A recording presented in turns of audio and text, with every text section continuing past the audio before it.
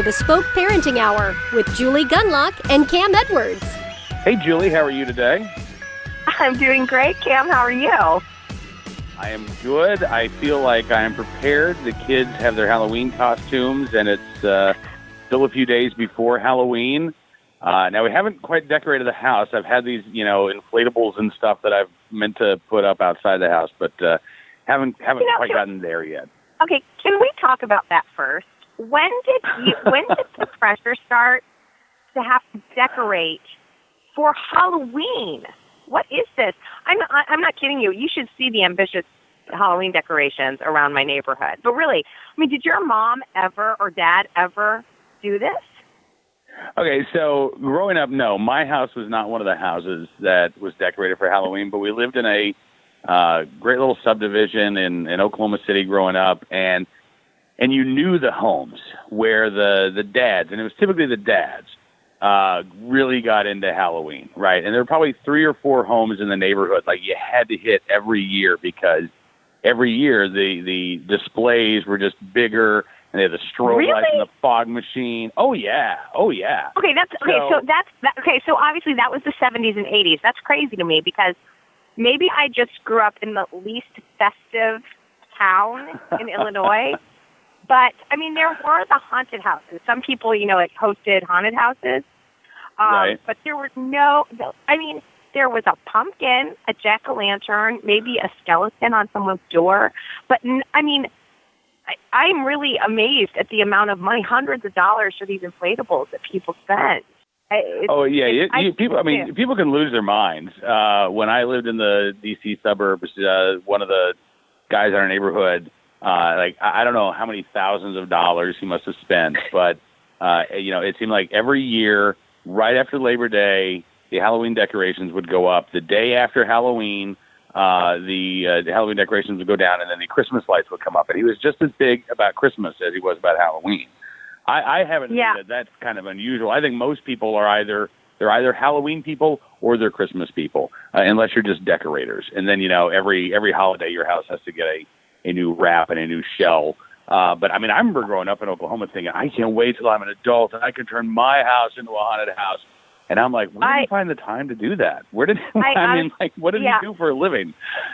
This is I will admit, as appalled as I am, I have some decorations out because my children, I didn't get peer pressured. I got pressured by these little humans who live with me, and came home whining that we were the only house without Halloween. Now, I put some nice, beautiful, colorful corn on my door, and I put some pumpkins, and I thought that's all I needed to do. I thought that's great, but according to my children, I'm the most boring mother. So I'm not kidding you. I spent $40 on some, it's so tacky too, on some stupid foam, what are they called? Tombstones, okay? And some skeleton heads, and then a door sign that says crematorium. Okay, so that's the extent of it. And I was so excited. I set this all up there at school. Oh, and I put some cobwebs on these 2 bushes we have that sort of flank our front door. And so I thought, man, I've done so good. This is a lot for me, right? And I get the kids home. They weren't satisfied. It didn't have one of those sound machines that you step on and wow. a baby with a knife comes out. Yeah, so there's no satisfying these kids. Anyway, but yeah, this seems new to me. It's a new phenomenon for every holiday. There seems to be a need to put a decoration out, which of course, costs money. So it's kind of frustrating. Of course. I will say this, my life hack for the Halloween inflatables, and this is not, this is not genius. It's just common sense, but wait till right after Halloween, go to Lowe's, go to Home Depot. They've got the inflatables on clearance. You can probably even go now, before Halloween. I am not getting an inflatable. I don't care if Really? they actually are giving it away. I don't care if I win the lotto and I can buy every inflatable ever invented. I am not buying an inflatable. I'm not an inflatable person. I'm not that's not my style. All right. Well, So for the inflatable people out there, if it is your style. Here's the tip. That's right. Yeah. Okay. So what are your kids going for Halloween this year? You still have kids to dress up, right? Yeah. My youngest are 11. My 16-year-old son, I don't know what he's at the age where he's like, oh, put a wig on. Everything's you know, a like zombie. just, yeah, right. And my 11-year-old daughter, I was getting a little concerned. I didn't want to say anything because I'm one of those, I'm find your own way and be creative. And she kept talking about like, I want to wear a demon tail. And I want to, like she wanted to be like this little Wednesday Addams, hell beast. And I'm like, I'm not sure this is really going to be good for school. So that was what she had going into costume shopping. She ended up with a poodle skirt. I'm not kidding. Oh. She's like a 1950s sock hop. And I'm like, this is great. I'm so glad that I didn't say anything. From one extreme to the other. Right. Until of course, she comes down on Halloween morning and she's got the poodle skirt on, and then she's got like blood dripping from her fangs, and maybe it should be like a zombie sock hop. I don't know. But, nice. I was pleased. I was really pleased that I didn't have to have that conversation of maybe you don't want to be that kid on Halloween. Yeah. And instead, she kind of figured that out for herself. So what about your kids? Well, God, it's so boring. We just go, it's like a ninja, desert trooper or something. And what's my other one? I don't know. I can't even remember. I took them this weekend. What is he? I can't even remember. Anyway, who cares? It's so boring. They're all store-bought. It used to be fun when I was little. You used to raid your mom's jewelry box and go through and like find her boots, and you maybe bought, a Little House on the Prairie bonnet that, when you were at the, American Prairie Museum, and then you used one of your mom's aprons, and pretty soon you were Laura Ingalls Wilder, okay? And it was all sort of this mishmash of things you had around the house, right? And you had to create. There's something about it being your own design and picking out things. Maybe you want to be a clown, so you put your dad's flannel shirt on and, whatever. Oh, nobody's going to be a clown because they will be either arrested or shot. But anyway, so back in the day, it was, you sort of put together this costume on your own. And nowadays, you go to Halloween Spirit, or you go to one of these pop-up Halloween stores, or Walmart or Target, and you just buy the package. And honestly, look, I'm a working mom. I'm tired. Like, I don't want to, help them create their own costume, which is terrible, but I don't. And so you do this, you spend $25, but it does kind of take the fun out of it, right? Your kids still seem happy though, right? That's to me. They're thrilled. And my kids, to me, like, I don't know, it wasn't stressful coming up with Halloween costumes as a kid, but my kids get stressed out about it. Like, this is one of the most important decisions that they'll make every year, right? It's like, I suppose it's like the equivalent of going to the Oscars. And what are you going to wear, right? What are you going to wear? If you're a kid, like Halloween, this is your big night. There's no red carpet, but you walk door to door and see, I want to look my best. And my youngest son has been flipping out about this for like months. And every day it's something different. And I'm going to be this, I'm going to be that, I'm going to be, and he ended up, he's a Fallout 4 character, and this was again store-bought costume, but he saw that, he's like, that's exactly what I want. I'm with you. Like, right. I never rated my mom's stuff for Halloween costumes because that would have put me in counseling probably as a kid, but I distinctly remember being hobo for like 4 years in a row, because hobo was the easiest costume, right? Yes, you needed a stick came up with, like, and a bandana. Right? And then just a little bit of fake beard applied via makeup, right? Right. And that was it. And and you're done. Now, Mike, it's very funny though about what you say about it being a really important decision. So I am at Halloween. Now I deserve a medal. I took my children to 5 different stores. My husband and I, we committed the day. We were like, we are looking for Halloween costumes. Because, you can go online, but sometimes it gets overwhelming and they can't really see them. And so anyway, we went to all these different stores. And my middle son was having the hardest time deciding what to be. And it's interesting that he looked, they had him up on this wall, like pictures of them. And so you could sort of like look at the picture and say, I want that one. And then they bring it to you and you can try it on. It's a very efficient process these Halloween stores have. And so I think he was overwhelmed by the wall. Okay, there were just so many choices. So he points to this ninja costume, and he had not been talking about ninjas all year. Like, he hasn't really been into them. And so I look at him and I go, really? That's what you want to be? And he goes, no, never mind.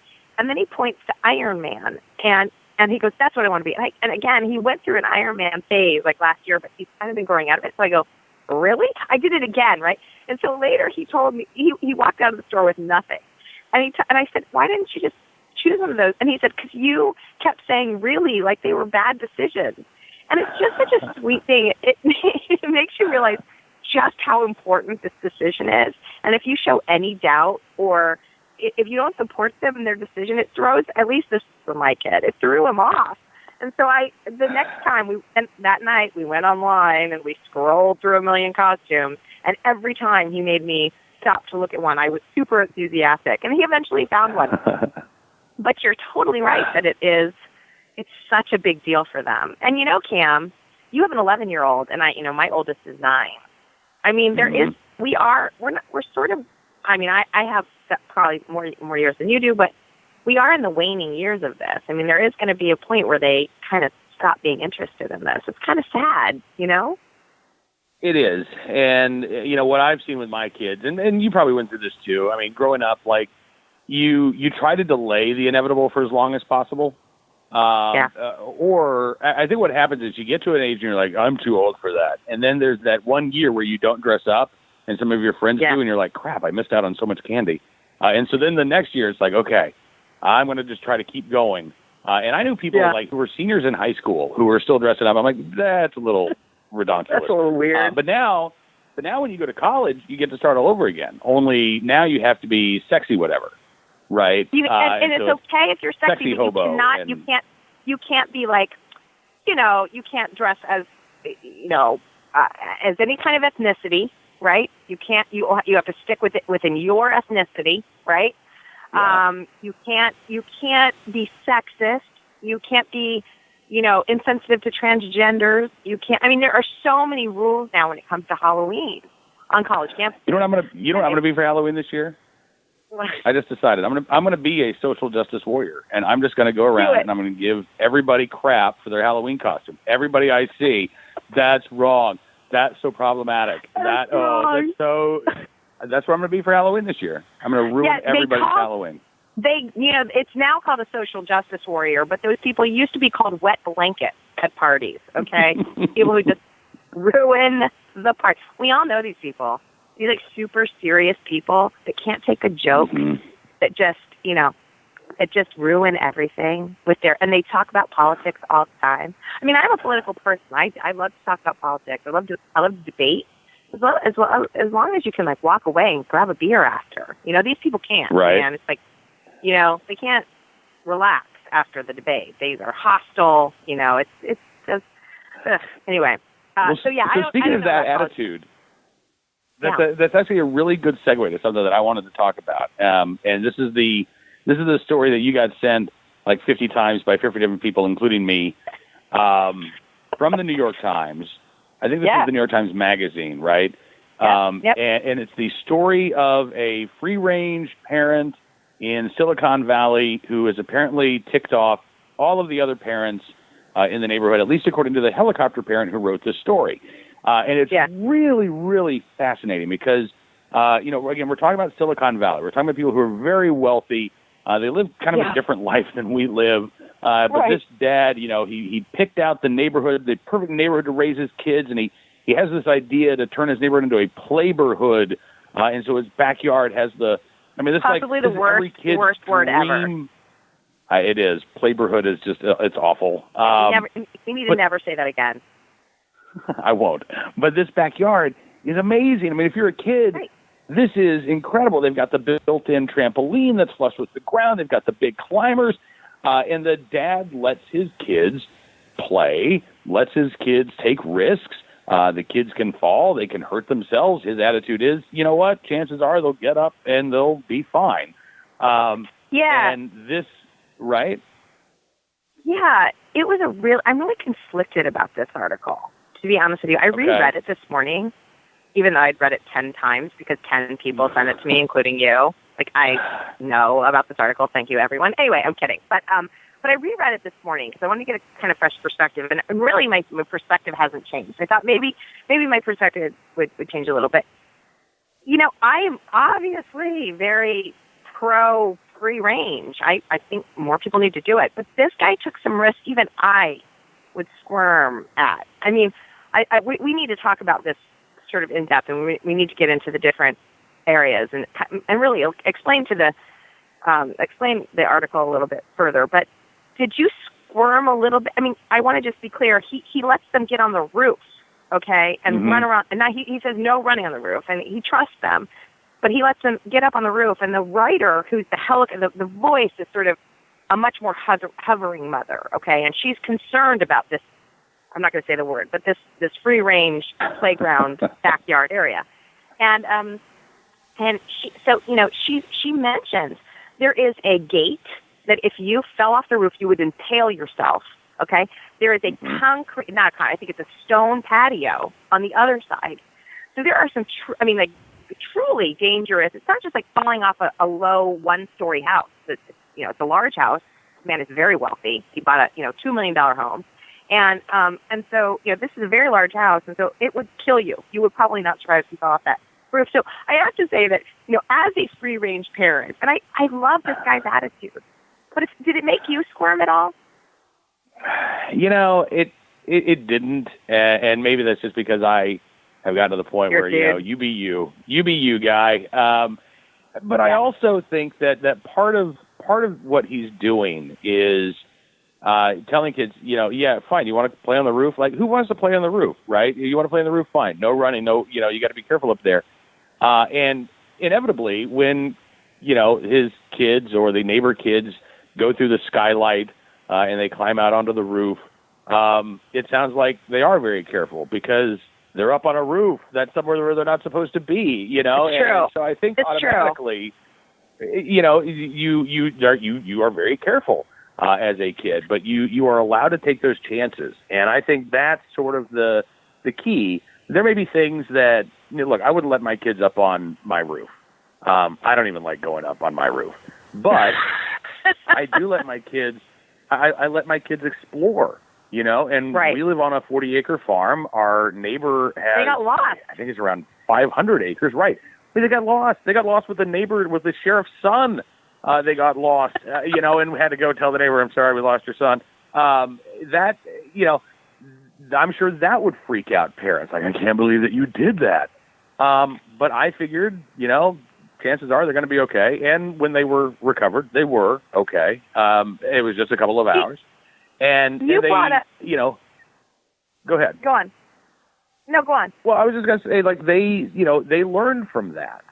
That was a learning experience. They will never forget the afternoon that they got lost. And, the lessons that they learned about staying in touch and, not going where you aren't really sure how to get back home and make sure that you've got a buddy with you. Like, all of these lessons, I think, got imparted in a way that me simply telling them, hey, you need to do these things and keep these things in mind when you're away from me. Right. I don't think that would have sunk in as much.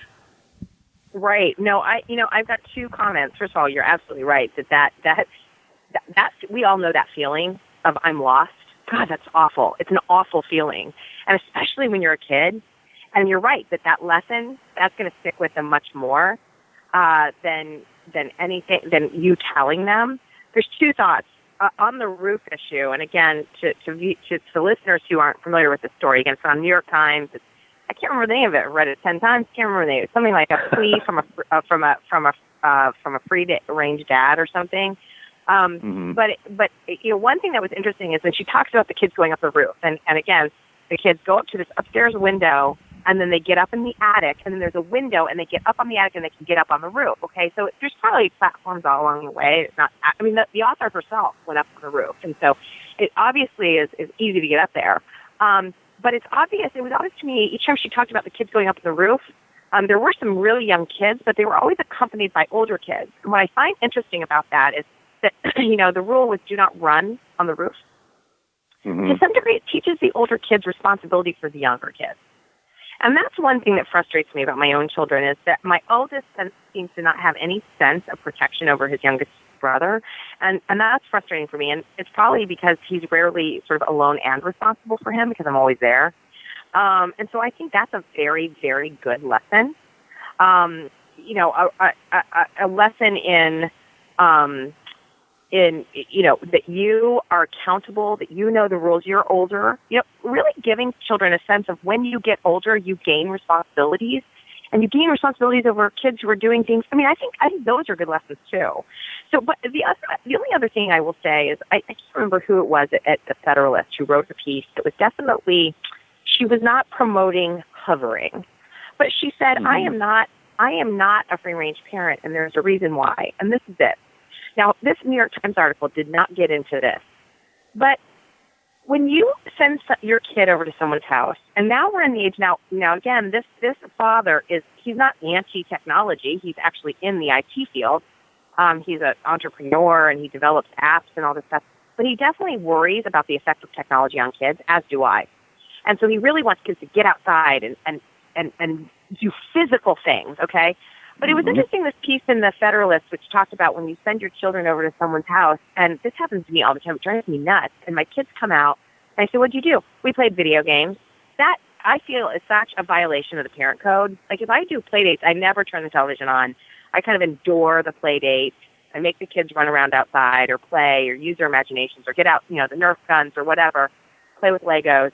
And so in this Federalist article, she said, I worry about what my kids are going to see, as in movies and YouTube videos and, certain games that are very violent.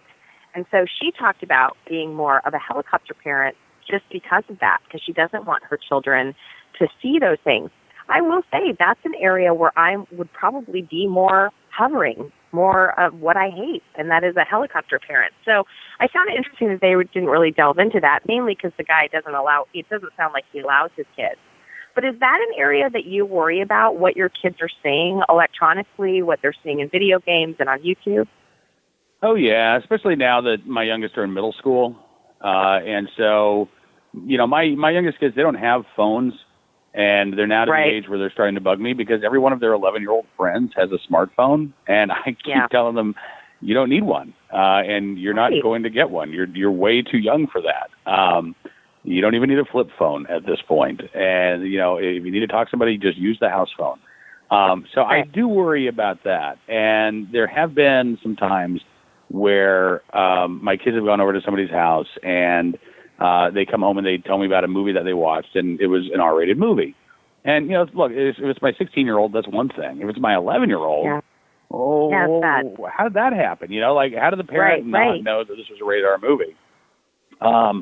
So I do worry about that. But the thing is, I think, again, if you try to protect your kids from the world and you try to keep the world away from them, there are all kinds of things that I don't want my kids really getting into and really learning about. I mean, it would be very easy to all of a sudden become that hovering parent, and you're only allowed to listen to Kids Bop, and you can't even watch Disney Channel anymore because they're all awful.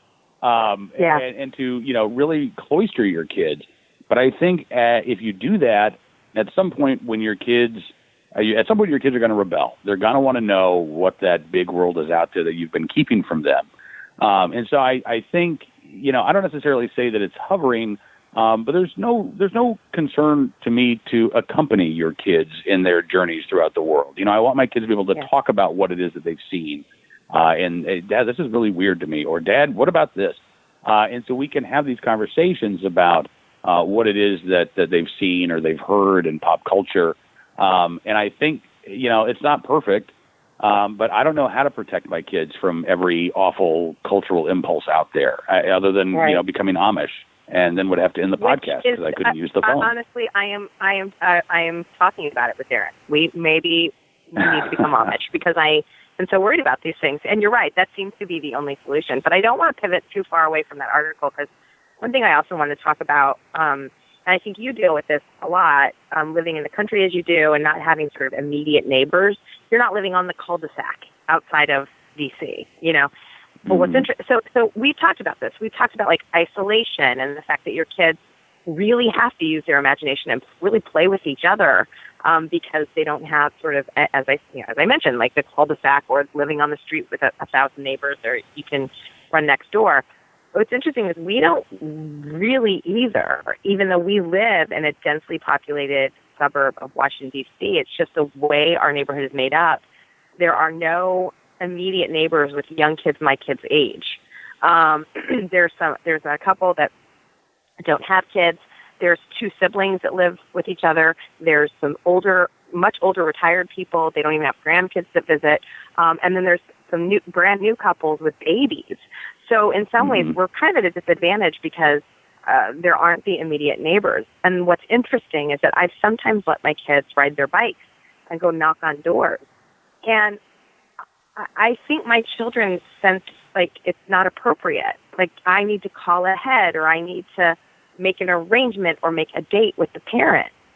That's just that's very different from my childhood, and I think it's a modern thing where there isn't as much roaming around the neighborhood. Most kids are in activities after school, whether it's taekwondo or tutoring or this or that. There's just less freedom for kids, and there's less kids at home after school. So that's also kind of sad for me. I mean, I think we share that, even though yours is geography. It's not so much different in the densely populated suburb.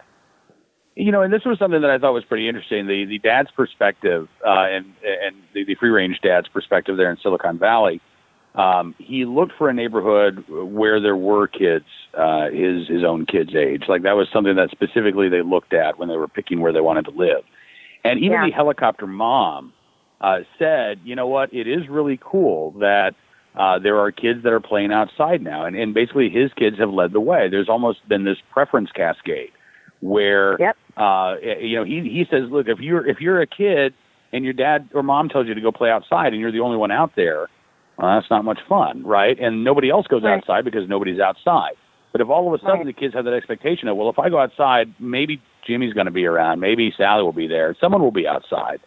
Then all of a sudden outside turns into a real option. Right. And so I thought it was good that even the helicopter parent noted and liked the fact that there were kids who were now putting down the Xbox and putting down the video game controllers, and they were going outside because they saw that as a real viable option. And I think that this is something that as parents, we do have to think about. You're right. When we were growing up, I'd tell my mom, hey, I'm going to go ride my bike over to my friend Doug's house. And I'd go ride my bike, and maybe Doug was there. Maybe he wasn't. If he wasn't, I'd go try to find him. This is pre-cell phone. My mom couldn't really get in touch with him easily. Somehow we managed, and it was okay. But now you're right. Now it's you've got to have that invitation. Is it okay for me to go over and ask if he can come play? Yeah, it should be. It should be okay. And I don't know if we as parents just have to maybe get together with other parents and say, look, or does this bother you too? Let's make sure that our kids have that as a viable option. Let's make sure maybe it's, Tuesdays, Thursdays. What's a good day where we can kick our kids out of the house and make sure that they're all outside playing together? Right.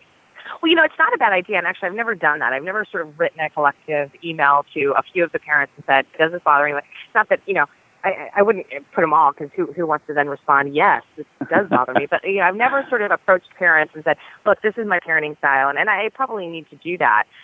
For anybody who's interested in this issue, I would really, and interested in this, both the helicopter mom's perspective and also the guy's perspective. And maybe also if you're a little bit like me, where you read this stuff about kids jumping on a roof and it gives you a little bit of nervousness, I would also check out this article by Hannah Rosen, who came out a couple, I think 2 years ago. And she wrote about these playgrounds in Wales. Over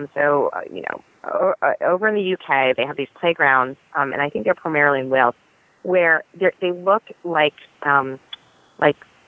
garbage dumps. They have. I remember this story. Cart. You remember this? Yeah. Yeah. We probably talked about it.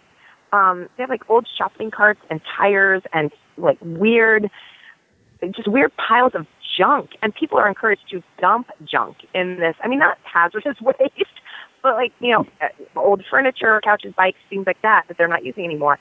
And so the kids all surround, and it's staffed by people who are not allowed to intervene unless a kid's about to kill themselves. Okay, so if the kid wants to start a fire, they let them start a fire. If a kid wants to create some sort of motorized vehicle, if they want to invent something, they can do whatever they want as long as they don't really harm themselves. And if they get close to that, the staff will intervene. But it results in some really amazing creations, and these kids love it. And there are some dangers. There are some true dangers because, there are some things that can actually harm them, like setting a tire on fire. And yet they do this. They let them do this, and they keep a watchful eye. And how popular this is. So Hannah Rosen writes about this. It's kind of a remarkable trend.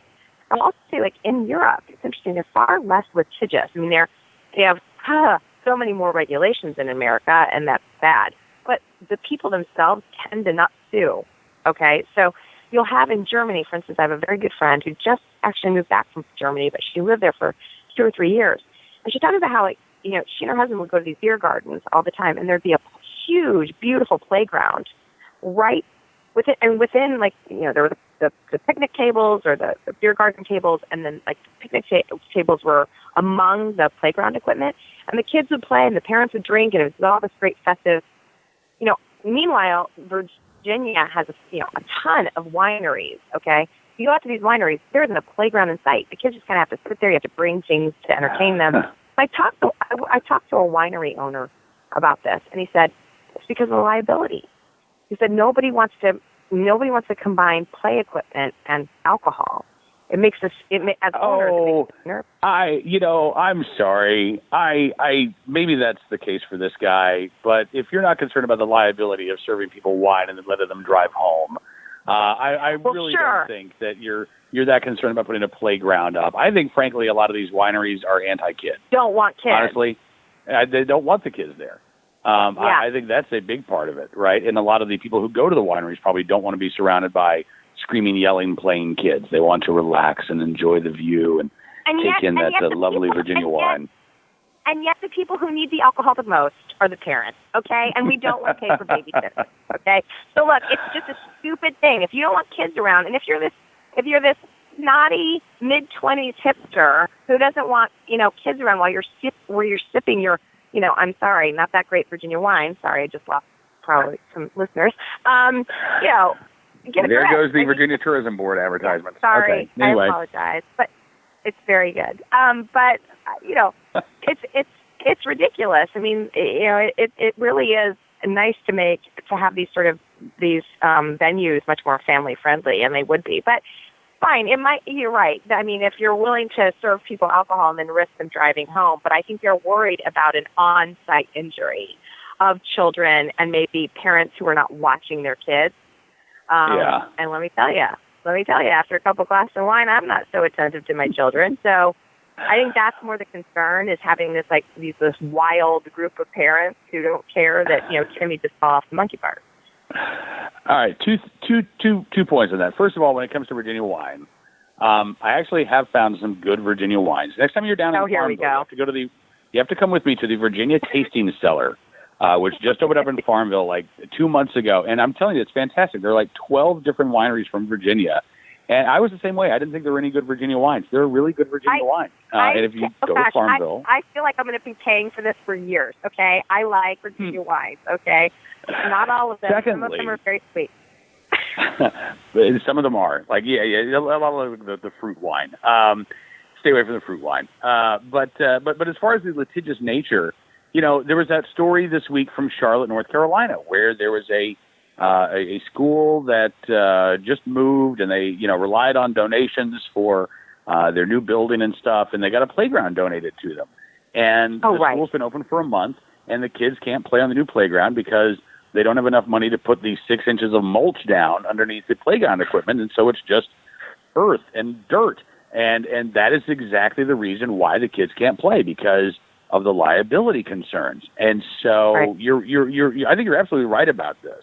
That we are so concerned about the lawsuits and what happens if somebody gets hurt that, we prevent kids from being able to play on playground equipment where it's perfectly safe, right? We are so scared about that lawsuit. And that's the thing, like, you're not necessarily scared about the kids getting hurt. You're scared, like, what if a kid gets hurt? And you're really scared about the lawsuit, right? Because the kid doesn't even have to really get seriously hurt for you to be sued.